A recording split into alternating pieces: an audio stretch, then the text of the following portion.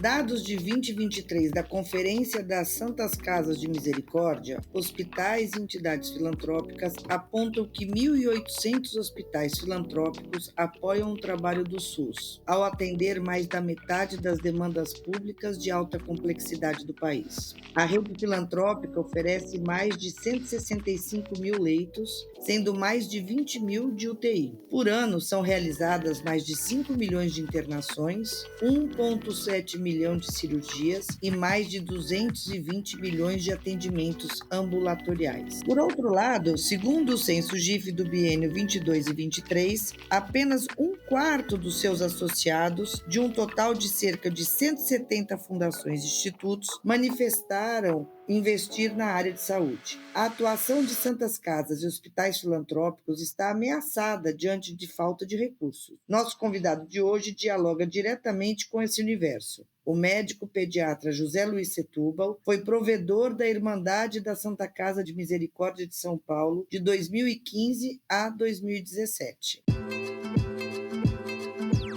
Olá, eu sou a Carola Matarazzo e essa é a série Grandmaking do podcast GIF. Ao longo dos episódios, temos conversado com reconhecidos doadores relacionados a diferentes setores da filantropia sobre essa prática, impactos e legados na sociedade. Hoje, vamos receber José Luiz Setúbal para uma conversa sobre a filantropia na área da saúde e a importância das doações no Brasil. O José Luiz, além de médico pediatra, é instituidor e presidente da Fundação José Luiz Egídio Setúbal, vice-presidente do Instituto Pense, Pesquisa de Ensino em Saúde Infantil, e presidente do Conselho da Associação Fundo Areguá, que oferece bolsas de estudos na medicina, além de atuar como conselheiro de diversas outras instituições. José Luiz, bem-vindo. Muito obrigada por aceitar nosso encontro. É um prazer ter você aqui conosco. Eu que agradeço essa oportunidade. É sempre bom a gente poder falar sobre filantropia e sobre a sociedade civil aqui no Brasil. Zé Luiz, eu queria começar te perguntando sobre uma frase sua em uma entrevista para a Veja, em que você diz que deixou de ser uma pessoa de coisas para ser uma pessoa de causas. Queria ouvir, na sua visão, qual é o panorama da filantropia no Brasil hoje? E quais são os grandes desafios na sua área de atuação? A minha grande causa é a saúde da criança e do adolescente, mas tem outras causas que eu atuo com muita intensidade. Eu acho que atuo muito com o fortalecimento desse setor, com cultura de doação, atuo muito com artes e apoio algumas entidades religiosas também. Acho que os grandes desafios da atualidade, existem os desafios que são globais e os desafios do Brasil. Indo para os desafios globais, tem a mudança climática, tem toda essa problemática das guerras, desses enfrentamentos belicosos, e existe o problema de saúde global. Teve a pandemia de Covid há 4 anos e o mundo está sempre na expectativa de uma próxima pandemia. Vindo para os problemas locais, o grande problema do Brasil é a desigualdade. E essa desigualdade gera uma série de outros problemas que vai piorando se a gente não combater. A desigualdade não é só financeira, ela é de educação, de oportunidades. A desigualdade econômica também traduz uma desigualdade étnica, racial. No Brasil, temos toda uma desigualdade regional e isso vai se perpetuando se as pessoas não se conscientizarem disso e tentar diminuir toda essa desigualdade. A filantropia tem um papel nisso, mas é um papel que é importante, mas muito limitado pela capacidade de colocar recursos que ela tem. Sem dúvida, mas essa pobreza multidimensional, como você bem explicitou, que é uma pobreza que tem aí no mínimo 5 dimensões: monetária, saúde, nutrição, educação, acesso aos serviços, segurança, onde a gente pode olhar para a violação dos direitos, traz aí para a sociedade civil uma oportunidade de ação onde a filantropia pode ajudar e colaborar, trazendo modelos e novas soluções que podem até inspirar políticas públicas. Olhando para isso, como você acha que a filantropia reage às novas demandas que se apresentam no Brasil e como que você percebe as novas gerações olhando para esse quadro? Você acha que há um engajamento relacionado às evoluções e tendências que se apresentam na sociedade? Eu vejo a filantropia, até no pedido aí do bem maior, qual era o papel da filantropia, eu vejo muito a filantropia como um articulador entre os diversos setores, entre o setor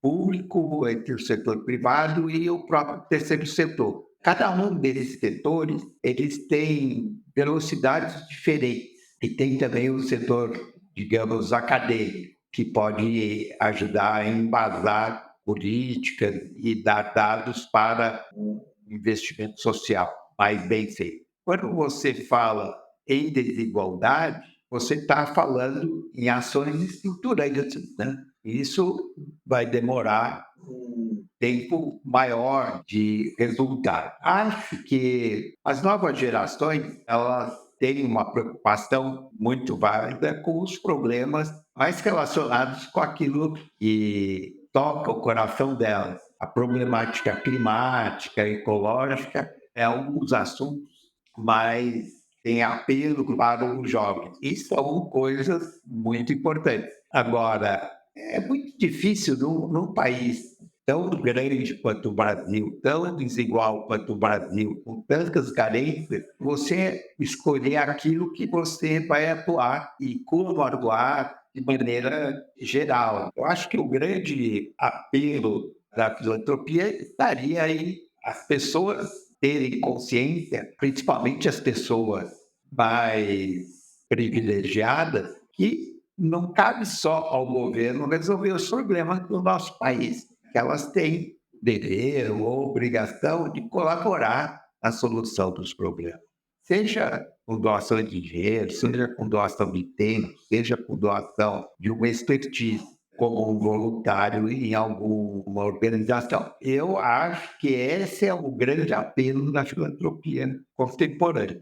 Ainda nesse contexto, como você entende que é possível sensibilizar a elite, conscientizá-la, trazer luz sobre a distinção da responsabilidade social de empresas versus a doação das pessoas físicas, que é algo que você até já introduziu na última resposta? A filantropia no Brasil, as grandes doações, as grandes fundações, elas são e começaram com a filantropia empresarial, o GIF, para quem está falando agora, é um reflexo. E muitas vezes as pessoas se satisfazem com isso. A filantropia feita pela empresa familiar, satisfaz a consciência ou aquela necessidade que as pessoas não têm. Está mudando isso, né? Até porque muitas famílias venderam os negócios e fizeram fundações familiares. Nos Estados Unidos, as fundações elas são pessoais e não familiares, mas por uma questão de taxação de imposto de herança. E acaba isso também mudando um pouco as perspectivas. É muito diferente você ter uma fundação Bill e Melinda Gates do que ter uma fundação Microsoft. Porque provavelmente, se tiver uma fundação Microsoft, talvez a preocupação dela estaria com inovação, fazendo um paralelo ao marketing da Microsoft. Não necessariamente no Brasil isso ocorre. Posso aqui falar do Itaú, que é ligado à minha família, que faz investimentos enormes em educação, cultura, e não é usado como marketing. O Bradesco faz doações enormes, talvez seja a maior fundação brasileira, a Fundação Bradesco, e tem centenas de milhares de alunos que também não usa isso como marketing. Eu acho que volta no comentário que você estava falando. A gente é um país que tem uma cultura muito pouco cidadã. As pessoas não pensam em cidadania, não pensam no outro. Isso é no trânsito, no condomínio, né? As pessoas nem conhecem as pessoas do prédio que elas moram, ou se tem uma casa num condomínio, participam da reunião do condomínio, a participação em associações de bairro, e etc., elas se dão com um pequeno percentual das pessoas que têm uma noção um pouco maior de cidadania. Mas não faz parte da nossa cultura. Para você conscientizar as pessoas, a gente tem que mudar nossa cultura, né? Nos tornarmos mais cidadãos. E eu acho que isso, nas classes menos privilegiadas, vai acontecer mais. Eles são mais solidários, eles são mais participativos, seja por uma questão religiosa ou por uma questão de sobrevivência, eles acabam sendo mais cidadãos que as classes mais privilegiadas. Você não conhece pessoas que moram no seu bairro.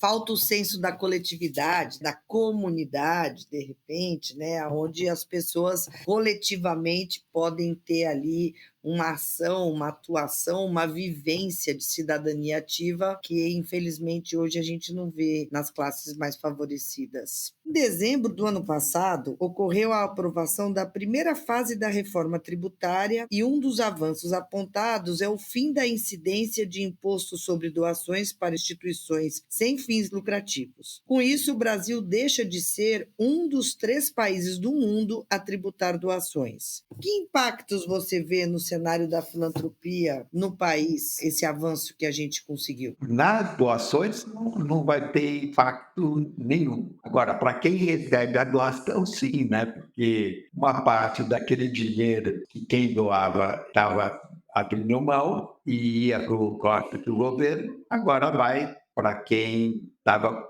solicitando aquela doação. A gente trabalha muito com a Unicef. O ano passado, com a crise humanitária Yanomami, nós acabamos doando leite para a Unicef, junto com a Magalu e outros parceiros.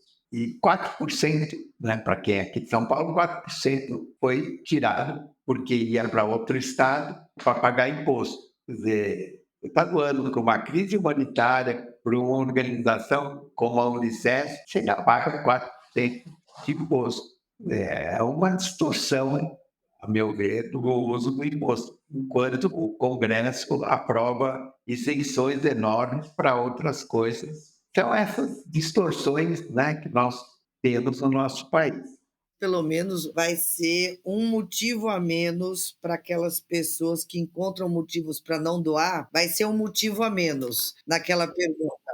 Sim, sem dúvida. Como você avalia a visão de curto prazo que muitos filantropos têm em relação à expectativa do impacto e resultado dos investimentos realizados? Sabemos que muitas organizações que precisam de apoio, ou até aquelas que já operam com recursos de terceiros, não têm como mensurar indicadores e evidências de resultado com métricas tão específicas que não levam em consideração a complexidade da causa ou territórios em que atuam. Como podemos lidar com essa questão tão recorrente? Eu me dedico ao terceiro setor, à filantropia, há 20 anos, mais ou menos.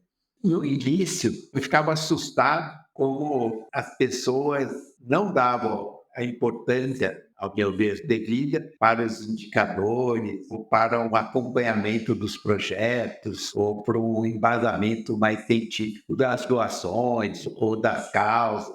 Mudou muito, acho que o setor melhorou muito isso, mas tem muito a melhorar. Uma das coisas que precisa melhorar, dos dois lados, tanto de quem doa como de quem propõe os projetos, é essa questão dos indicadores. Eu, como sou doador e tenho uma fundação que patrocina, né, financia projetos, eu sempre pergunto para as pessoas por que esse indicador. E a pessoa não sabe explicar.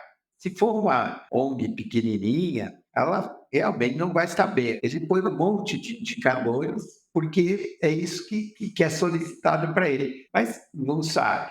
E, do outro lado, as pessoas também não sabem, porque elas não conseguem avaliar muito os projetos que elas estão financiando ou estão querendo ajudar. Eu acho que precisa educar esses públicos. A gente tem projetos aqui que estão fazendo, alguma coisa já existe em determinadas áreas, como fazer um projeto, quais os indicadores, como interpretar os indicadores. Acho que tudo isso faz parte aí das ações que a gente faz para a estruturação do setor. Eu vou dar um exemplo assim, que é o que eu acho que é muito comum. Com o bem maior, você deve ver bem isso. E você atua muito com a área de educação. Então, vem aqui alguém que fala assim, eu capacitei 5.000 professores. Estou querendo capacitar mais 10.000. Muito bem.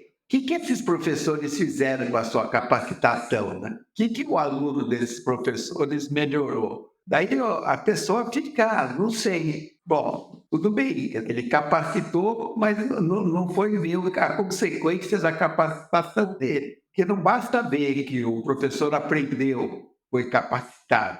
É o que ele aplicou dessa capacitação. O indicador correto não é o número de professores que foram capacitados para alguma tarefa, e sim o que ele fez com isso e o que isso influenciou os alunos dele. Nesse exemplo meio banal, mas que é muito comum, a pessoa conseguir entender a importância do indicador. Eu acho que às vezes há uma corrida por parte das organizações, principalmente as pequenas, que estão ali tentando a busca por recursos e pela sobrevivência e sustentabilidade da organização, há uma corrida em comprovar com transparência o bom uso do recurso. Então, ela faz umas centenas de indicadores, como dizendo assim, olha, senhor investidor, eu usei bem o seu recurso, está aqui, listas de presenças, capacitações e tantas outras intervenções que fez naquele público. E aí fica a dúvida e fica o que falta, que é a compreensão de que esses indicadores podem ser dados muito relevantes para as tomadas de decisão, de rever percurso de projetos, de programas, de replicação de programas dentro de organizações. Quer dizer, os dados deixam de ser para tomada de decisões, para acertar rotas, deixam de ser também qualitativos e ficam só quantitativos. Os professores foram capacitados, mas quantos alunos melhoraram a sua nota de matemática, ou de física, ou de química? Qual foi o desempenho desses alunos no Enem? A gente não consegue fazer essas correlações ainda, na maioria dos casos, principalmente das pequenas organizações. Mas eu acho que está muito ligado à ânsia de prestar contas com transparência para os investidores. Eu acho que o exemplo da Mackenzie Scott, né, é uma confiança na organização e exigir uma prestação de contas de confiança, que às vezes sobrecarrega uma organização muito pequena com uma burocracia enorme. Gerando um estresse até, né, que ela deixa de olhar para o foco do trabalho dela para garantir que ela vai responder o que está na cabeça dela que o investidor precisa. Cabe aos investidores, sem dúvida nenhuma, os investidores sociais, também essa parte pedagógica, até desta troca de aprendizados para chegar num meio termo e poder trazer relatórios que realmente sejam consistentes para a tomada de decisões. Aqui a gente atua muito, né, nessa coisa de tentar educar e tirar, quer dizer, isso. A Márcia Woods, que trabalha, né, com a gente, ela estava me contando aqui outro dia uma coisa assim, que vem um relatório péssimo, mas quando a pessoa foi apresentar, ele fez uma apresentação fantástica. E ela falou assim, mas por que tudo isso que você está falando não está no relatório que você mandou? E ela foi pontuando, e a pessoa falou, mas eu não sabia que isso era importante. Essa relação de confiança entre investidor e investido é de extrema relevância para a gente poder qualificar cada vez mais o setor, trazendo o que realmente importa, quais evidências realmente são relevantes para a gente poder tomar decisão de novos investimentos, de escalonar programas. Essa relação é muito, muito relevante. Só um comentário. Você falou aí de escalonar programas. Também acho que existe uma angústia e uma fobia. Todo mundo quer escalonar os projetos. Não necessariamente todos os projetos precisam ser escalonáveis. E eu falo isso na área de saúde, que é onde a gente atua, e a gente tem atuado cada vez menos em São Paulo e mais na região norte e nordeste. As realidades são tão diversas que é muito difícil você escalonar projetos no Brasil. E às vezes você consegue escalonar 2, 3 cidades muito pequenas. que são parecidas. E as pessoas ficam, não, nós queremos levar para o Brasil inteiro. E eu falo, olha, você está aqui na periferia de Aracaju, você quer levar para a periferia de São Paulo? Não tem nada a ver, a sua realidade não tem nada a ver com lá. Muito bem pontuado, Zé Luiz. Inclusive, eu tenho falado muito que não é necessário escalonar tudo, né? Que muitos programas, projetos podem ser replicados, né? E replicar é muito diferente de escalonar. E agora eu tenho falado, inclusive, em reaplicar, porque quando a gente reaplica, a gente está olhando para o contexto local, para poder pegar o que foi de aprendizado aqui, levar para lá, colocar com os aprendizados locais e poder replicar algo que foi feito com sucesso em algum lugar. Eu concordo plenamente com você que não é tudo que é escalonável e nem deve ser, porque a gente está colocando um elefante branco em outras salas, quer dizer, tem que ser minimamente adequado ao contexto local. O que você acredita que gera o senso de responsabilidade da elite para participar das soluções dos problemas sociais do país? O que há em comum entre os filantropos que se envolvem com causas e os seus investimentos sociais? Como isso pode ser despertado e incentivado? Como você faz isso com os seus pares? Uma boa pergunta. Vou até aproveitar que estou aqui com você, que você tem no seu guarda-chuva do bem maior vários filantropos. A gente está saindo a campo com uma pesquisa com grandes filântropos, ou que a gente acha que são grandes filântropos. Na verdade, são pessoas que têm muito dinheiro e que a gente sabe que coloca dinheiro em filantropia. A ideia dessa pesquisa, primeira coisa, a gente não está preocupado, nem tem essa pergunta, quanto a pessoa doa, mas é saber como ela escolhe a causa, como que ela escolhe a instituição para doar, como que ela acompanha os projetos, ou se ela acompanha ou não, o impacto que ela espera. E tudo isso que você está me perguntando, se ela tem pressa ou não, se ela prefere coisas estruturantes ou não. Eu não tenho a resposta. Esta pesquisa, a gente pretende conhecer um pouco o jeito que o filântropo brasileiro pensa, que é muito diferente, até porque as condições da filantropia no Brasil é diversa da americana, é diversa da europeia e etc. E também, dependendo da idade da pessoa, eu acho que eu fui o único que respondi a pergunta, a essa pesquisa, até como teste. E ela passou pelo Comitê de Ética e Pesquisa para ser liberada, porque é uma pesquisa acadêmica. E ela foi liberada agora. Deve sair a campo provavelmente agora em março, abril, começar, mas é uma pesquisa que, no princípio, ela não termina, né? Sempre pode entrar mais pessoas. No meu caso, eu respondi e um dos meus filhos vai responder também. Para que isso que você perguntou da coisa geracional, de como as diversas ou duas gerações podem pensar. O questionário é o mesmo, mas provavelmente as respostas serão bem diferentes. Olha, fiquei muito interessada na pesquisa e se o Movimento Bem Maior puder ajudar em algo, é de extrema relevância e a gente tem todo o interesse, se puder ajudar, participar, ou o que vocês precisarem, porque é muito relevante para o campo. Zé Luiz, muito obrigada pela conversa, foi um prazer imenso. E para fechar, a gente tem perguntado isso para todos os nossos entrevistados. Que dica de conteúdo você deixa para outros filântropos ou para outras pessoas que podem estar nos ouvindo? Vale livro, vale filme, série, podcast, um conteúdo que vale a pena, que você viu, ouviu, leu e que você gostaria de deixar aqui como uma dica? Eu leio muito sobre filantropia, muito, vamos dizer, sobre esse assunto. Eu gostaria de indicar coisas do Brasil, né? Mas eu fiquei pensando, não me lembrei nada que tivesse relevante, que eu achasse realmente legal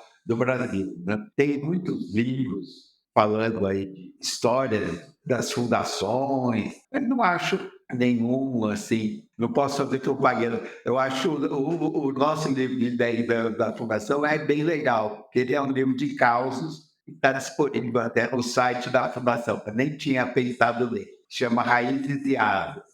Mas das coisas que eu li e acho interessante, o livro da Melinda Gates é muito interessante. de ler, ela conta a história da Fundação Bill e Melinda Gates, mas é do lado da visão dela, né? Que é muito mais sobre a atuação da Fundação Gates com a causa das mulheres. É bem interessante. De série, tem a série do Bill Gates, também é muito interessante. Extraordinária. De publicação super recente, acho que não tem um mês, tem o número especial da The Economist sobre filantropia, também para quem está interessado no assunto, eu acho que é uma leitura obrigatória. E eu acho que, assim, tem pessoas muito interessantes, mas que eu saiba também nunca li biografias, mas talvez valha a pena, porque são pessoas inspiradoras. Acho que a Mackenzie Scott é uma. O cara que era o dono da Patagônia, né? Que é aquela empresa de roupas esportivas que doou a empresa para causas ambientais, principalmente no Chile. Acho que é uma pessoa bem interessante. Para quem gosta da parte econômica, ele certamente tem biografia. O Yunus, para quem tem interesse em microcrédito. Tem pessoas muito inspiradoras, nem falando do passado, 100 anos atrás, do início da filantropia americana, né, das grandes fundações americanas, Ford, Rockefeller, que não são nem tão inspiradoras, né? Mas são histórias interessantes de ler por que eles fizeram as fundações. Maravilha. Zé Luiz, muito obrigada. Obrigado a você pelo convite. Estamos aí. A 4ª temporada do podcast Grandmaking é um projeto original do GIF, com direção, roteiro e produção da Maranha. Todas as temporadas e episódios estão disponíveis nas principais plataformas de streaming e também podem ser acessadas no site do GIF, gife.org.br.